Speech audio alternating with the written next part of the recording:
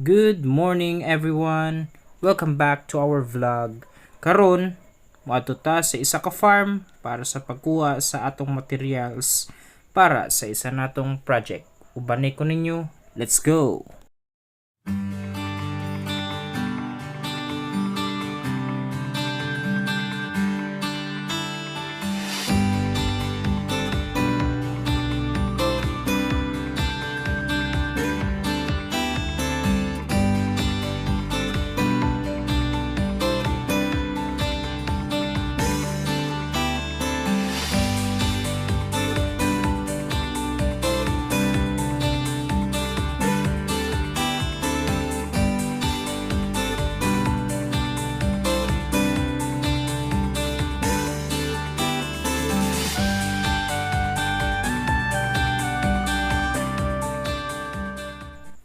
Naana di ay ta sa farm location guys kung asa nato kuha na breeding materials nato.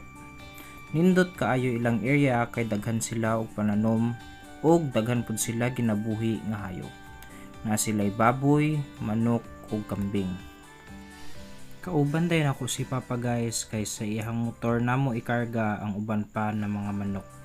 So please stay put and enjoy watching guys.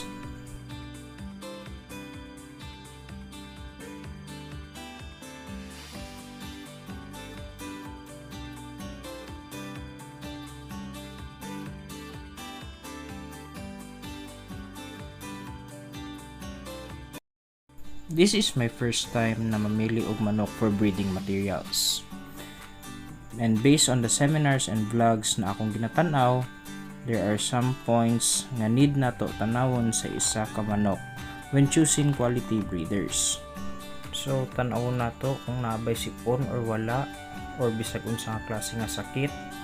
Then dapat sinaw ang balahibo or shiny feathers and bright colored combs or mapula-pula katong iyang padong. Then especially it must be high in energy. So disclaimer lang, hindi ko expert ani nga field, so correct me if I'm wrong.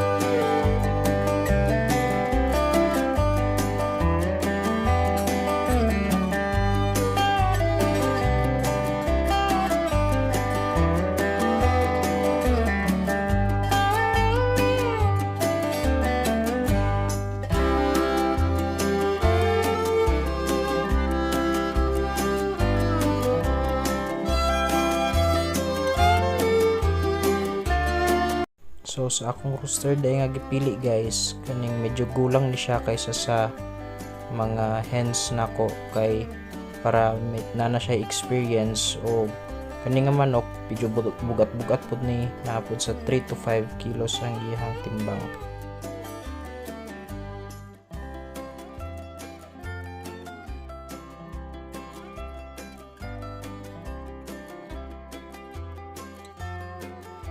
So naa nami diri sa farm guys, nakaabot nami.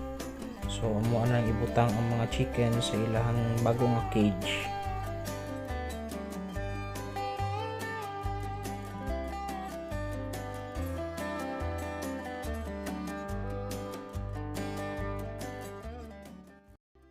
Wa dai ko nakaigit ana guys, edibles din na sa mga manok akong nalingkuran gini ha pagbiyahe na mo pabalik sa farm.